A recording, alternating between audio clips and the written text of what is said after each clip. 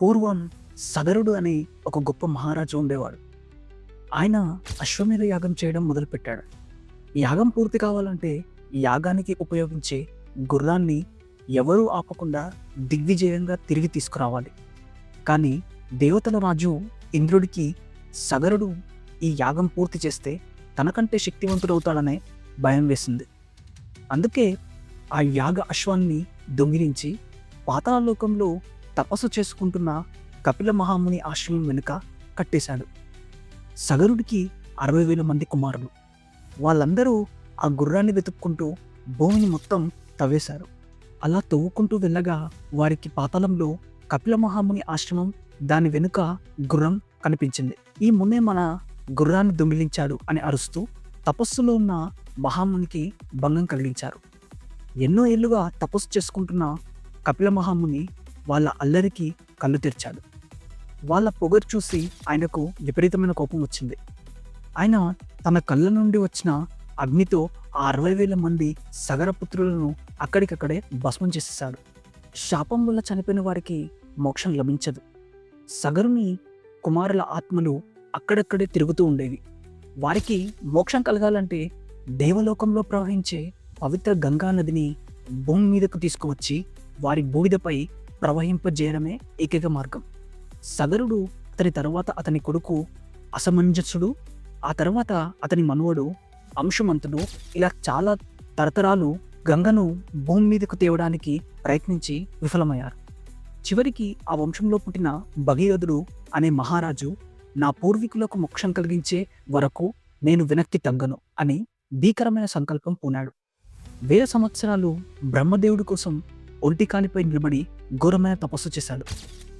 భగీరథుని తపస్సుకు మెచ్చిన బ్రహ్మదేవుడు ప్రత్యక్షమై గంగను భూమి మీదకు పంపడానికి అంగీకరించాడు.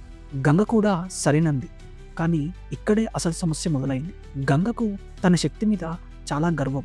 ఆమె భగీరథునితో, నేను ఆకాశం నుండి భూమిపైకి ఉరికేటప్పుడు నా ఉధృతికి, ప్రవాహ వేగానికి ఈ భూమి బద్దలైపోతుంది.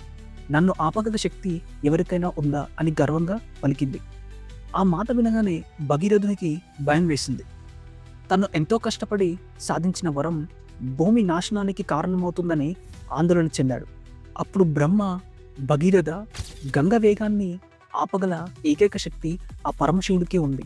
నువ్వు ఆయనను శరణు వేడుకో అని సలహా ఇచ్చాడు. భగీరథుడు మళ్ళీ పరమశివుడి కోసం తపస్సు చేయడం మొదలుపెట్టాడు. అతని భక్తికి, పట్టుదలకు శివుడు కరిగిపోయాడు. సరే, నేను గంగను నా తలపై పడతాను అని మాట ఇచ్చాడు. ఇక అసలు అద్భుతం జరిగింది ఇక్కడే. గంగ ఆకాశం నుండి లక్షలాది ఏనుగుల బలంతో, పెను హోరుతో భూమిని బద్దలు కొడదామన్నంత వేగంతో శివుని తలపై పడింది.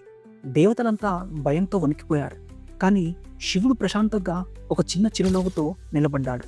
గంగ ఆయన తలను తాకగానే శివుడు ఆమె గర్వాన్ని అణచాలని తన జటాజూటంలో ఆమెను బంధించేశాడు. అంతే, ఆ మహాప్రవాహం మొత్తం శివుని జుట్టులో చిక్కుకుపోయింది. ఒక్క చుక్క నీరు కూడా బయటకు రాలేదు. గంగకు దారి తెలియక శివుడి జటాజూటంలోనే కొన్ని సంవత్సరాలు తిరుగుతూ ఉండిపోయింది. ఆమె గర్వం మొత్తం అణిగిపోయింది. భగీరథుడు మళ్ళీ శివుడిని ప్రార్థించాడు. స్వామి, దయచేసి గంగను విడిచిపెట్టు. శాంతించిన శివుడు తన జుట్టు నుండి ఒక పాయను మెల్లగా విప్పాడు. అందులో నుంచి గంగ 7 పాయలుగా, అంటే 7 నదులుగా ఎంతో నెమ్మదిగా, ప్రశాంతంగా భూమి మీదకు జారింది. అలా భూమికి చేరిన గంగ భగీరథుని రథం వెనుక ప్రయాణిస్తూ కపిల మహాముని ఆశ్రమానికి చేరింది. అక్కడ సగరుని కుమారుల బూడిదను తాకగానే ఆ 60,000 ఆత్మలు శాపం నుండి విముక్తి పొంది స్వర్గానికి వెళ్ళిపోయాయి. ఆ విధంగా భగీరథుని సంకల్పం నెరవేరింది. గంగను తన తలపై ధరించినందువల్ల ఆ రోజు నుండి పరమశివుడికి గంగాధరుడు అనే పేరు స్థిరపడింది. ఇలాంటి ఇంట్రెస్టింగ్ స్టోరీస్, ఫ్యాక్ట్స్ కోసం ఛానల్కి సబ్స్క్రైబ్ అవ్వండి. Thanks for watching.